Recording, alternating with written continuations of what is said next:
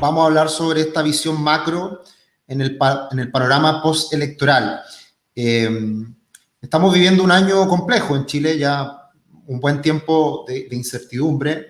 Y bueno, escuché atentamente a Felipe anteriormente, también haciendo algunos comentarios respecto a preguntas de lo que está pasando a nivel global y por supuesto también en Chile. Y claro, me adhiero a esos comentarios respecto a que uno siempre tiene un factor emocional, que uno tiene un sesgo político, uno tiene una cierta visión de las cosas, pero al igual que él voy a tratar de expresar en esta presentación lo que hemos estado observando en el último tiempo respecto a las decisiones que se han ido tomando y por lo tanto las consecuencias que ha tenido los mercados. Así que desde ese punto de vista vamos a ver muchos datos y mucho de lo que ha ocurrido en el último año y medio con decisiones de política fiscal, monetaria y también por parte del Congreso, a partir de lo que ha ocurrido con los retiros del 10%. ¿Cuál ha sido el impacto en los activos chilenos? Que de esa manera uno puede aterrizar todas estas decisiones, cuál ha sido el impacto que ha ido teniendo y, por supuesto, ver qué podemos esperar. Así que esta presentación de unos 30 minutos, 40 minutos, espero, va a tratar todos estos temas y vamos a ir desgranando los eventos que se han ido dando en el último tiempo. Bien, hace poco tiempo, precisamente al inicio de este mes de septiembre, el Banco Central de Chile dio a conocer sus proyecciones de crecimiento e inflación para lo que resta de este año y cómo vendría el año 2022, año 2023. Y como yo lo he tratado de graficar por diferentes vías en el último tiempo, estamos viviendo hoy día una fiesta de gasto, en donde todos lo estamos pasando muy bien, como cualquier fiesta, y ojalá esa fiesta sea con barra libre, en donde todos nos podemos tomar los tragos que queramos y disfrutar y bailar y pasarlo bien. Cuando lo pasamos demasiado bien y cuando la fiesta es muy buena, muchas veces nos quedamos hasta tarde y nos tomamos más de una copa, más de varias copas. Y por lo tanto, después de esa fiesta en que lo pasamos muy bien, suele venir el arrepentimiento y la resaca al día siguiente, a los días siguientes. Muchas veces cuando uno ya tiene un poquito más de edad, esas fiestas a uno también le duelen más en los días siguientes. Entonces, esa yo creo que es una muy buena analogía que ya muchos economistas la han ido expresando en el último tiempo, en que en un año con exceso de gasto fiscal, gasto también de ahorros, no estamos consumiendo ahorros que estaban destinados a la jubilación y los vamos a consumir en un breve periodo de tiempo. Todo esto, por supuesto, va a generar un crecimiento que va a ser probablemente uno de los crecimientos más grandes que se vean a nivel mundial en la economía año 2021. O sea, lo más probable es que Chile esté dentro de los top 5 a nivel mundial en cuanto a crecimiento económico el año 2021. Un crecimiento que el Banco Central espera sea en torno a un 11% con la información disponible hasta septiembre, hasta agosto-septiembre, sin tomar en consideración lo que puede venir en las próximas semanas, próximos meses con un eventual cuarto retiro. Por tanto, un año extremadamente positivo. Lo vemos día a día en diferentes situaciones, aumento de precios, restaurantes llenos, aumento en precios de los automóviles, automóviles nuevos, automóviles usados, quiebre de stock, etc. Y la resaca se da en el año 2022 y año 2023, en que vamos a tener crecimientos bastante por debajo de nuestro crecimiento potencial. ¿Qué es el crecimiento potencial? Es lo que Chile debería crecer a lo largo del tiempo en situación normal y funcionando a plena capacidad. Ese crecimiento de Chile hoy día está en torno al 3,5%. ¿Cuánto vamos a crecer el próximo año? En torno a un 2%. ¿Y cuánto vamos a crecer el 2023? En torno a un 1,5%. Todavía es bastante apresurado hacer una proyección a tanto plazo. Esto va cambiando y, por supuesto, puede variar. Pero es claro que este año vamos a crecer mucho y por lo tanto nos va a costar crecer los años siguientes. Y, por supuesto, sabemos que cuando el crecimiento es bajo, se debe a poco gasto, poco consumo, baja inversión, y eso se manifiesta en menor empleo, en dificultades para encontrar trabajo, dificultades para que también los salarios aumenten de valor en el tiempo más allá de lo que aumenta la inflación. Y tocamos el aspecto inflación porque el gran problema de esta situación que estamos viviendo hoy en día es que está siendo acompañada de altos niveles de inflación, que para Chile altos niveles de inflación son tasas de inflación al año en torno a un 5%. Chile ha mantenido tasas de inflación en torno al 3% por mucho tiempo, y por lo tanto que aumente la inflación más allá del 4%, más allá del 5%, es algo que a nadie le gusta porque finalmente la vida se encarece y a quien más se encarece la vida es a la gente más vulnerable, la gente que no tiene capacidad de ahorro, la gente que consume todo su sueldo y que por lo tanto no necesariamente aumentan los sueldos en la misma proporción de lo que aumenta la inflación. Por lo tanto, el gran problema está precisamente en el efecto negativo que va a tener para las personas más vulnerables. Y acá está precisamente esta proyección de inflación, insisto, con los datos conocidos hasta agosto, septiembre, y que eso puede ir modificándose en función de las decisiones que se van tomando.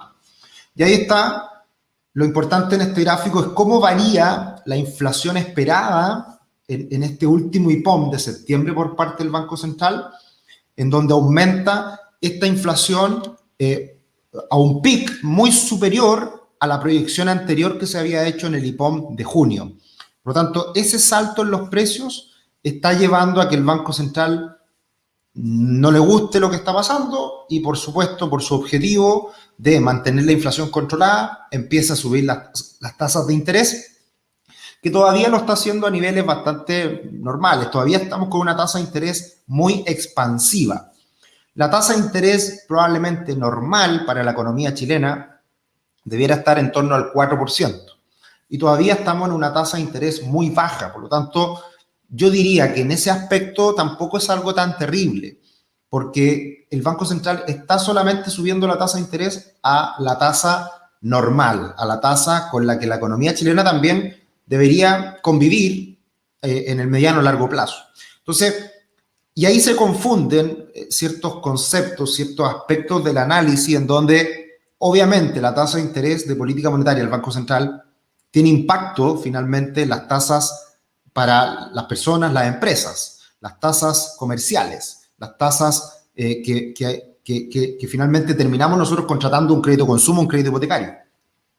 Pero hay que tener en cuenta que este aumento de tasas por parte del Banco Central no tiene hoy en día tanta relación con el aumento en las tasas para las personas y empresas, principalmente personas, principalmente créditos hipotecarios. Eso se debe mucho más a los retiros del 10%, ¿ya? Pero son cosas que están, digamos, de cierta manera relacionadas, pero dependiendo del momento es como también hay que valorarlas. Este gráfico es tremendo porque acá se puede observar la pérdida de ingresos que tuvo la economía chilena por la pandemia.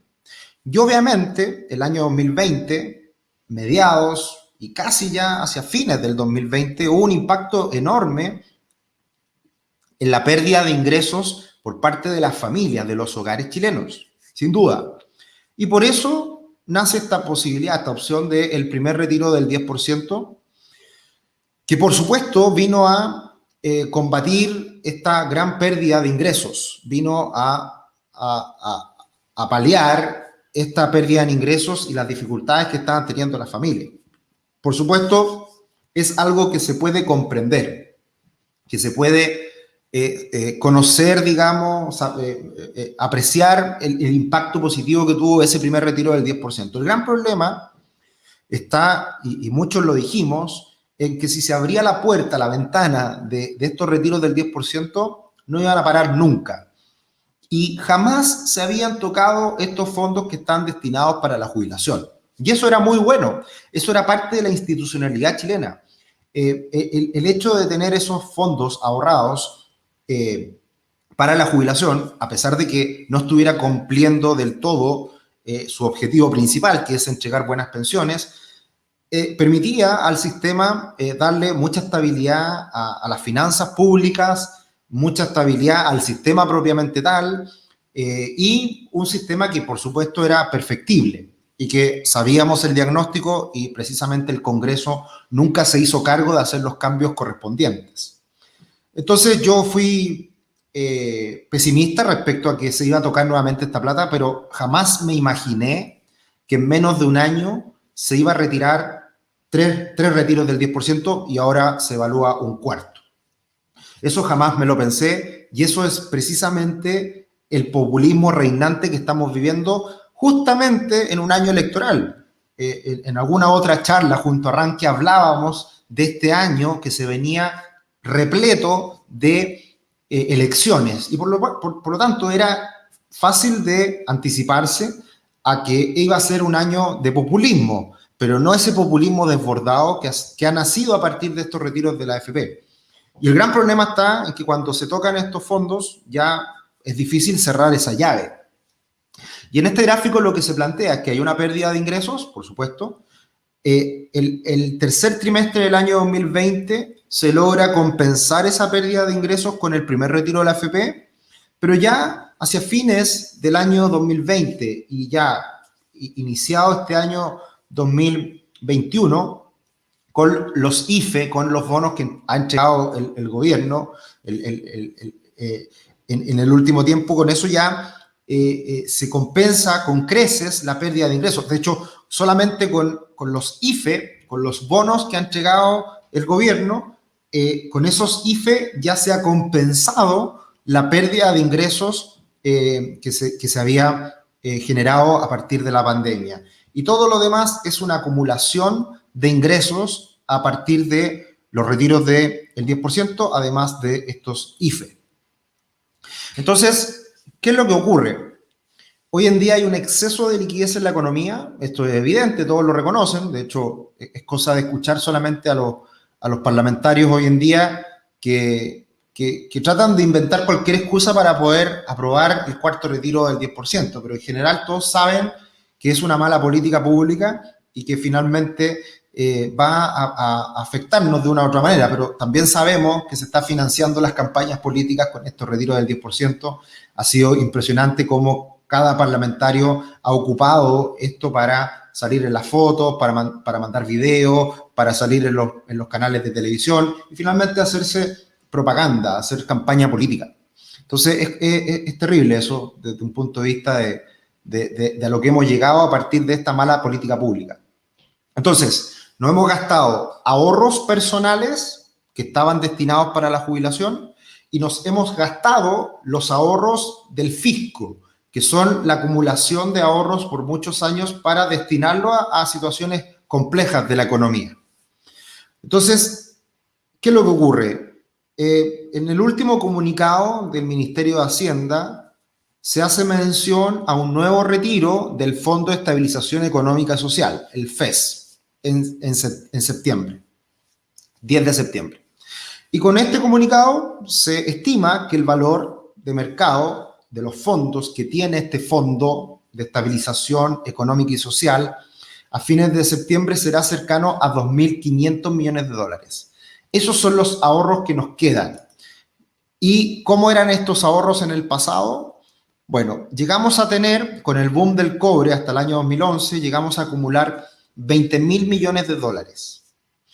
Y luego, con la crisis del 2008-2009, se disminuyeron esos fondos, luego volvieron a incrementarse a 15.000 por mucho tiempo, y con la pandemia viene este desahorro y nos lleva de los 15.000 millones de dólares a aproximadamente 2.500 millones de dólares. No está actualizado este gráfico, pero es lo que tenemos hoy día en el FES. Entonces, nos gastamos los fondos, los ahorros previsionales, que por lo tanto dejan un hoyo enorme para el futuro de las pensiones en Chile. Esas pensiones se van a tener que financiar, ya sea volviendo a ahorrar en el futuro las personas o ya sea con pensiones solidarias, gasto fiscal, y a su vez nos hemos gastado el ahorro que tenía el fisco. Por lo tanto, hemos desinvertido para consumo, para generar esta fiesta, esta efervescencia de consumo en este año, pero un dolor a mediano o largo plazo. Entonces, eso es súper complejo porque todo esto va de la mano con que necesariamente para financiar mayor gasto a Chile no le alcanza. Esto es igual que un presupuesto familiar. Uno tiene ingresos y egresos. Y claramente, con el nivel de egresos que está teniendo hoy día el fisco, no le alcanza y por lo tanto se ha tenido que endeudar. Y si es que nos endeudamos mucho, teníamos muy baja tasa de deuda, pero si nos endeudamos mucho, nos termina afectando a la misma economía porque se encarece el costo del crédito, porque hay menos disposición de la inversión extranjera a llegar a Chile, porque eso finalmente termina afectando los ingresos de las personas, el empleo, y hay un deterioro lento pero progresivo a lo largo del tiempo con una situación como esta. Y lo peor de todo es que ha sido en un periodo de tiempo muy corto.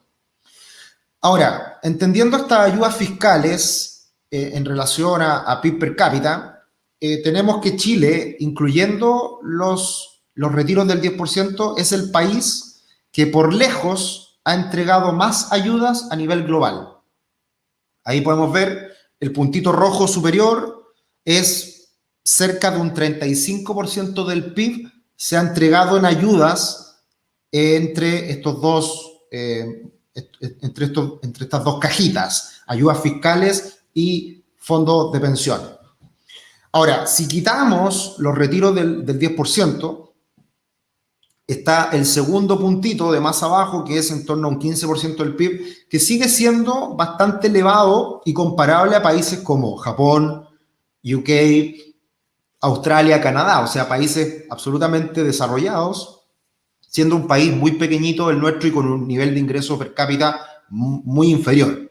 Entonces, eso demuestra la magnitud del dinero que se ha entregado a las personas, a las familias, a los hogares en esta recuperación post-pandemia.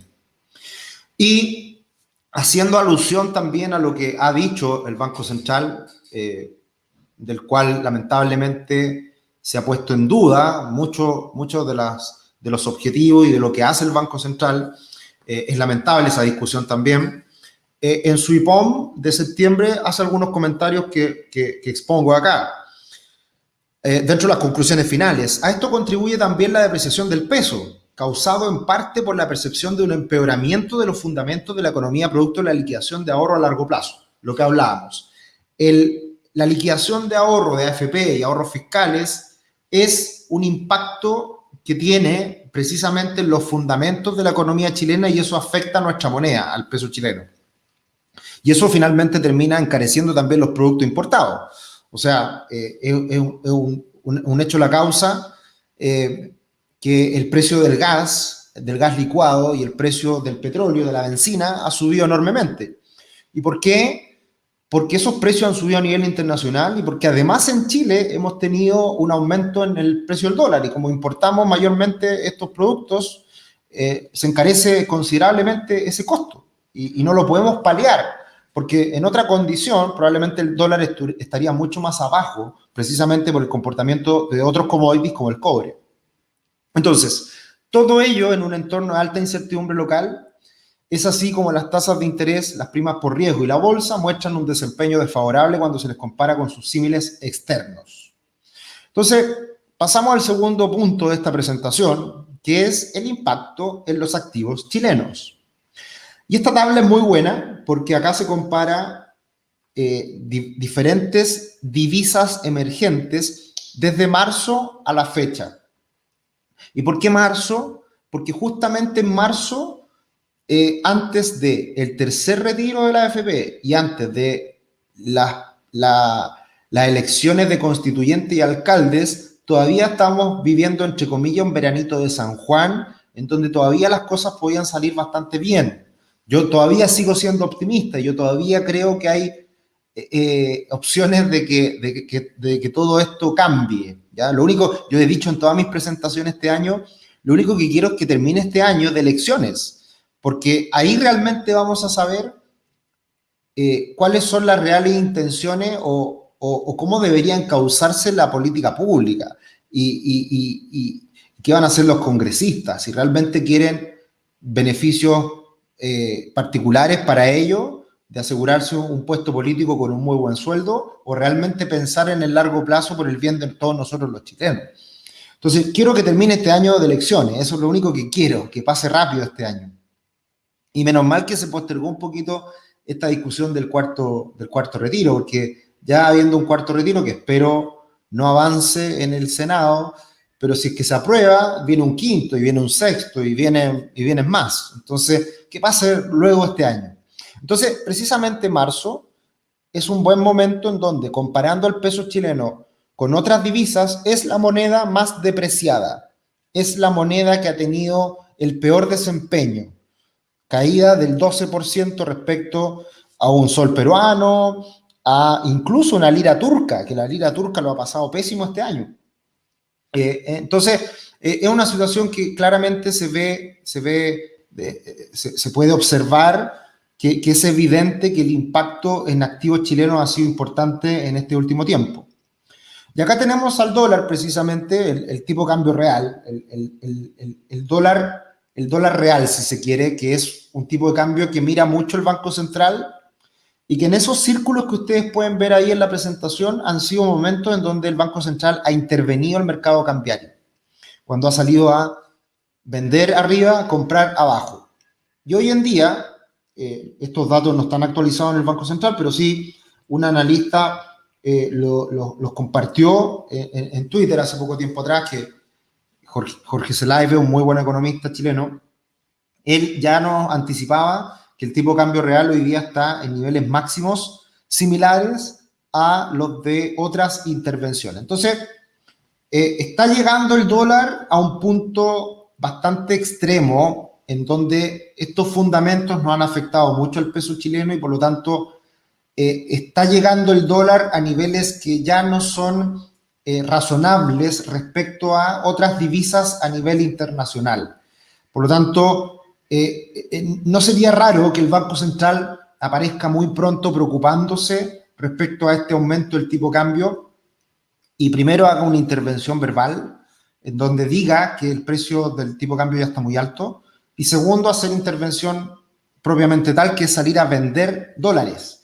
El Banco Central ha estado comprando dólares para aumentar la reserva, no habiéndose llamado esto intervención, sino que solamente acumulación de reservas en el último tiempo, 50 millones de dólares todos los días, ya ha acumulado harto y lo más probable es que en algún momento, si el dólar sube mucho más, es probable que el Banco Central salga a vender, a liquidar estos dólares para contener el alza del tipo de cambio. No sería raro que esto pase pronto, si es que sigue subiendo el dólar como lo ha hecho en los últimos días. Ahora, el gran problema es que el Banco Central sigue teniendo mucha credibilidad, pero no sé hasta cuándo va a seguir dinamitándose ese gran valor que tiene el Banco Central, ¿ya?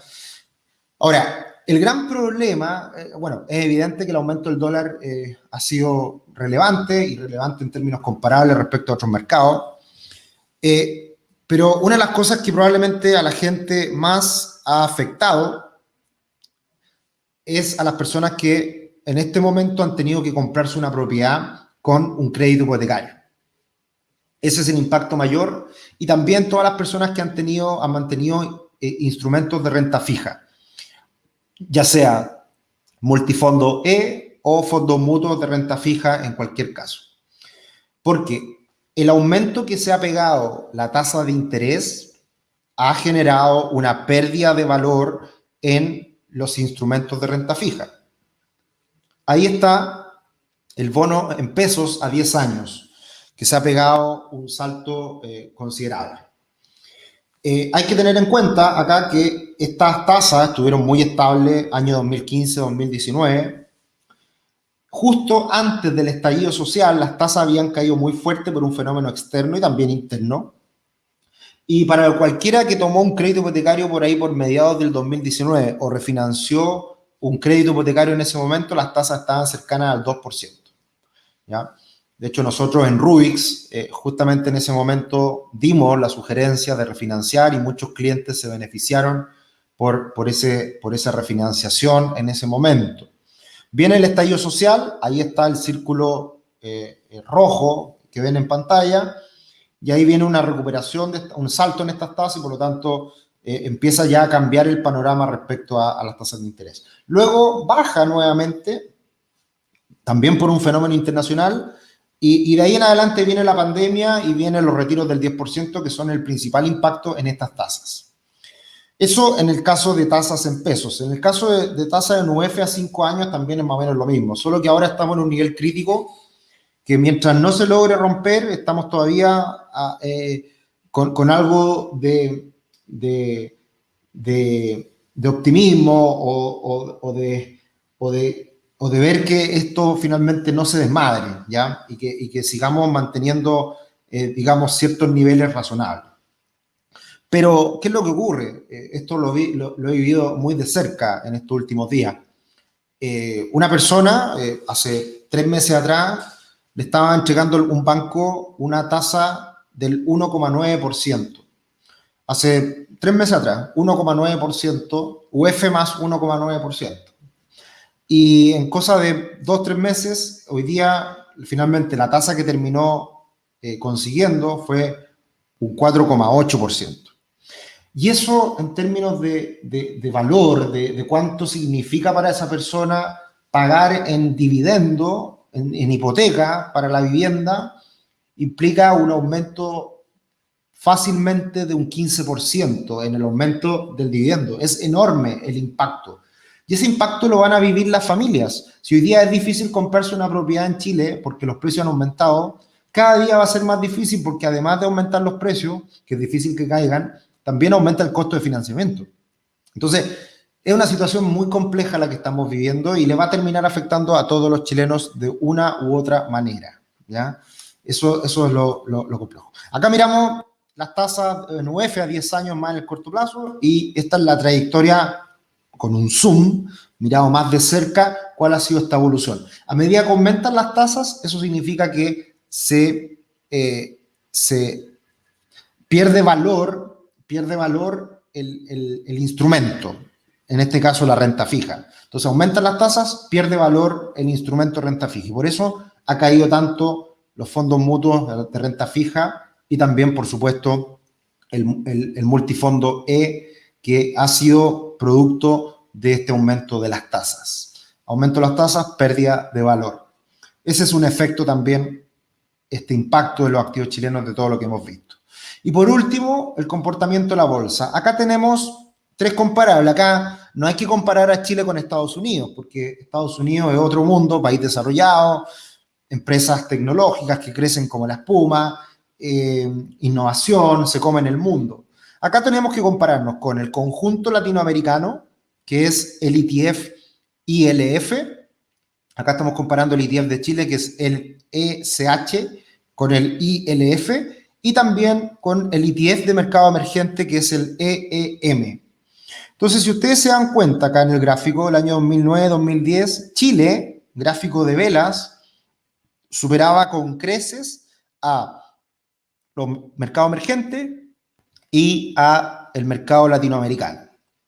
Todo esto a partir del boom del cobre, que el cobre llega a un máximo en 4,60 en el año 2011. Luego comienza la caída de los commodities y caen todos los mercados. Cae Chile, cae Latinoamérica y caen los países emergentes. Y llegamos a la última parte del gráfico, que es precisamente año 2019, en donde, o sea, de hecho, hasta año 2016-2018, Chile y países emergentes mejor que Latinoamérica. Es lo que estábamos acostumbrados a ver siempre. Chile mejor que Latinoamérica y más parecido a los países emergentes como un todo, en donde está principalmente China. Pero desde el 2019 en adelante cambia completamente este panorama. Chile se latinoamericaniza y se pega Chile a Latinoamérica, y los países emergentes con China a la cabeza suben fuerte, un poco muy parecido al comportamiento del cobre. Entonces hoy día tenemos un cobre muy parecido a los máximos del 2011, con un China y países emergentes mucho mejor en términos históricos, pero un Chile muy latinoamericanizado. Y si lo miramos desde el estallido social en adelante, podemos ver que Chile lo único que ha hecho es perder terreno respecto a Latinoamérica y respecto a los mercados emergentes. Yo hice un comentario en algún momento respecto al proceso que se iniciaba con el estallido social.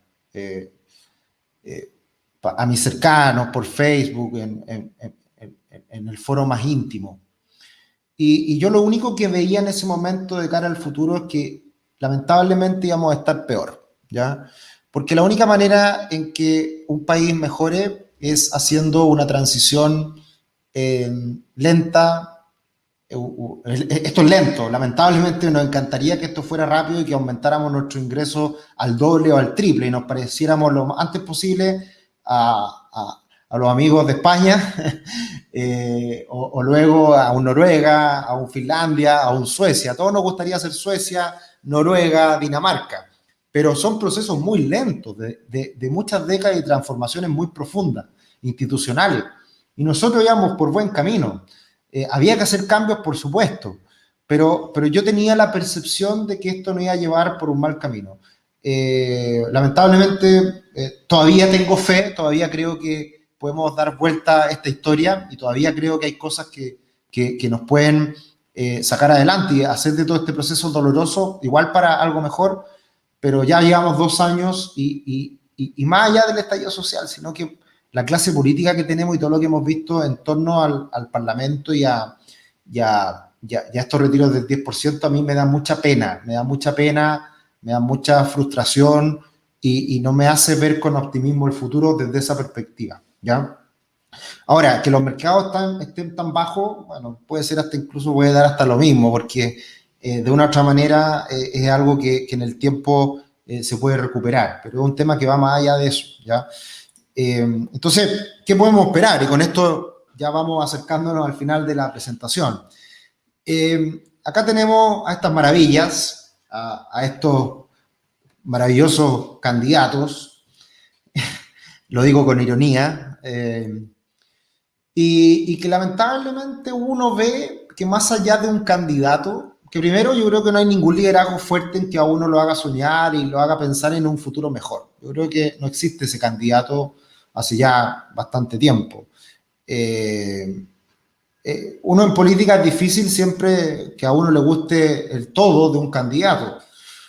Probablemente muchos presidentes que han sido exitosos a lo largo del tiempo a nivel mundial y que la historia han dejado huella en la historia del mundo, siempre igual tienen cosas criticables y siempre van a tener cosas que a uno no le van a gustar, ¿ya?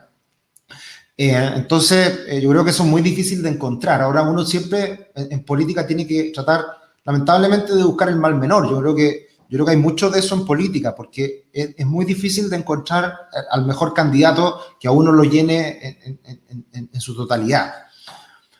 Y lo importante, al final, cuando uno tiene un poquito más de información, un poquito más de conocimiento, es que sabemos que los políticos mienten.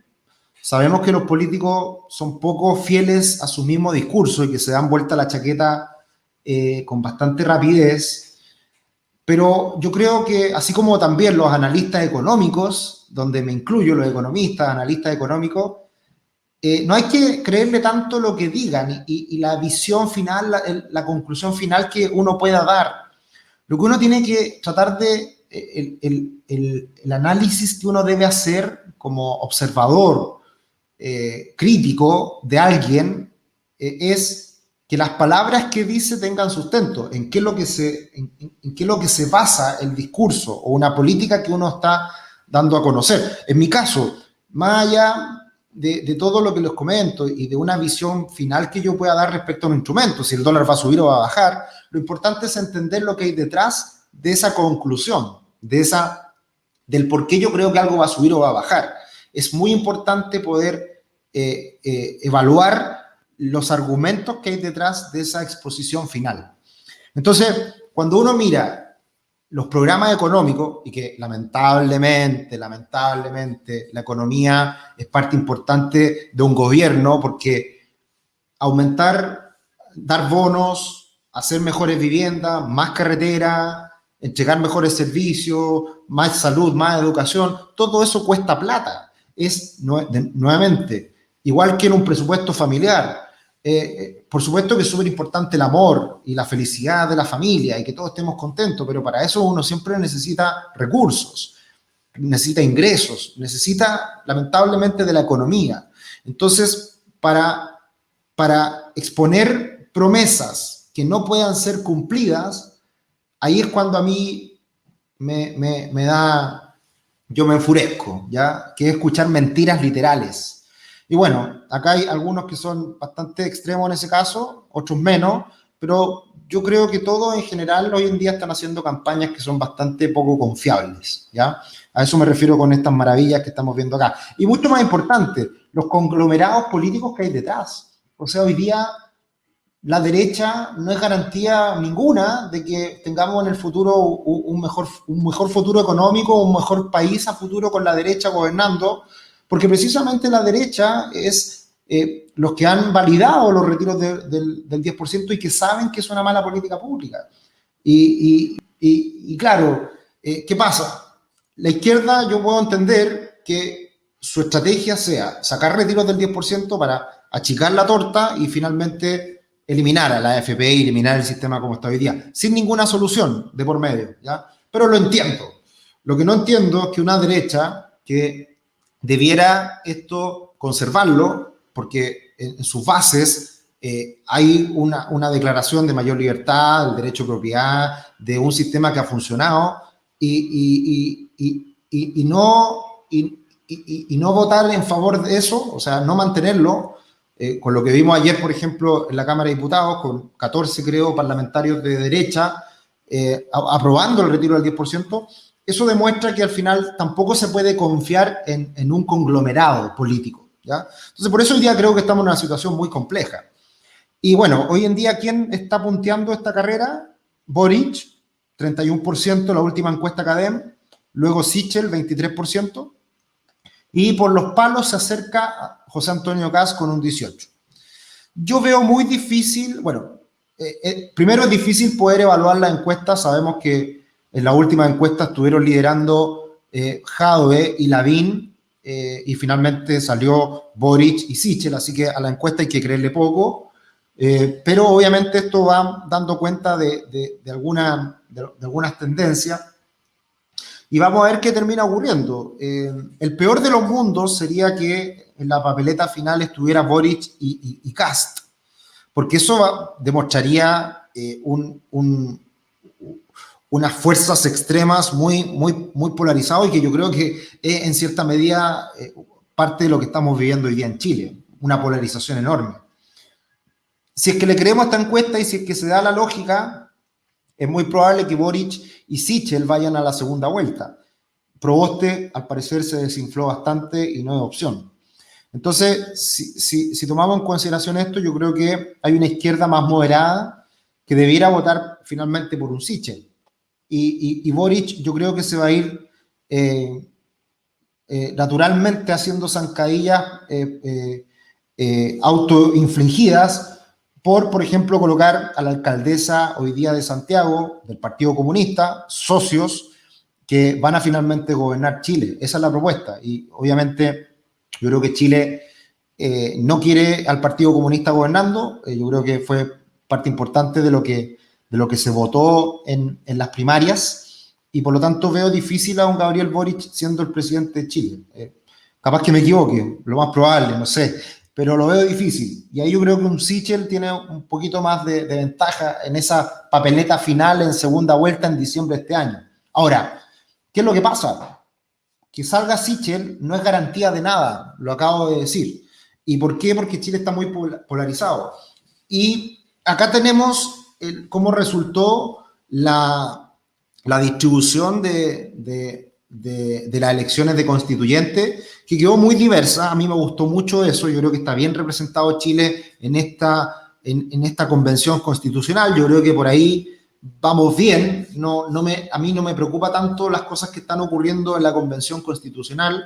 Muchos critican que no se ha escrito ningún artículo todavía, pero por supuesto, si esto demora tiempo, viene el reglamento primero, se sabía que esto iba a demorar mucho tiempo. Lo que llama la atención de esa convención constitucional es la cantidad de votos que sacó el conglomerado del pueblo, ¿ya? El Partido del Pueblo, que finalmente se termina constituyendo. Pero esto es política. Y como esto es política, pasa lo que vemos en esta encuesta de Cadem, también la última encuesta del fin de semana pasado. Había a julio, mucha o bastante confianza en la convención constituyente. ¿Qué es lo que ocurre ahora? Hoy día hay menos confianza en la convención constituyente. ¿Por qué? Porque las personas que se candidatean, que van a un cargo político, son políticos. O sea, la moralidad y la limpieza, la pureza de alguien que quiere hacer un país mejor no existe cuando se habla de política, porque en política hay que llegar a acuerdos y por lo tanto como hay que flexibilizar las posturas y negociar, finalmente todo termina siendo un poco lo mismo y por eso se desprestigia con el paso del tiempo ciertos partidos políticos nacientes como la lista del pueblo. Entonces estamos llegando un poco a lo mismo y al final lo que nos vamos a jugar en las elecciones que vienen no es tanto la presidencial, sino que es mucho más importante lo que nos vamos a jugar en el Congreso. Diputados y senadores. Y ahí es donde creo yo está la clave de lo que va a ocurrir con Chile en el futuro. ¿Cuál va a ser el color político y las convicciones que hay detrás de los congresistas con los cuales nos vamos a quedar por los próximos 4 años? Ahí yo creo que está el principal riesgo, porque al final, desde el estallido social en adelante, no hemos tenido un gobierno, yo creo que es fácil de entender el por qué, porque hubo una revuelta, hubo una revolución, y esa revolución dejó bastante desprotegido al gobierno, y por lo tanto hubo nuevas fuerzas que se instalaron y que han llevado adelante la política en Chile. Entonces, si eso se mantiene y si la votación constitucional se ve reflejada de cierta manera en el Congreso, yo creo que ahí estamos ante una situación bastante compleja en donde pueden haber transformaciones mucho más profundas y que si sigue la dirección que hemos seguido hasta ahora, yo veo un futuro bastante negativo. Ahora, siempre lo he dicho, en México, lamentablemente, el narcotráfico mata a mucha gente todos los días y México sigue funcionando. Argentina lleva décadas y décadas con el kirchnerismo o con el peronismo liderando y Argentina sigue funcionando, cada día más debilitado, pero sigue funcionando. Estos son procesos largos de deterioro de una economía y por lo tanto también hay posibilidades de un reencauce, de un reacomodo. Y eso finalmente solo el tiempo lo dirá. Y pasando eso a los activos chilenos, yo creo, ya desde hace un tiempo, no ahora, sino que desde el estallido social, nosotros en Rubix hemos tomado una postura de tener una parte importante de los recursos en dólares. Nosotros, con el estallido social, de tener cero distribución a dólares como política, lo llevamos a un 30% y con el primer retiro del 10% lo llevamos a un 40%. Probablemente si sale adelante el cuarto retiro, pasemos a un 50% de los recursos invertidos en el extranjero, en dólares, ¿ya?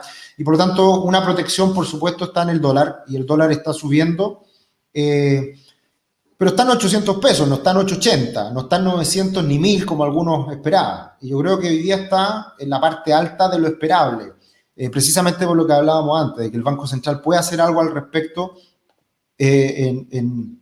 con un dólar que ya ha subido un poquito más de la cuenta.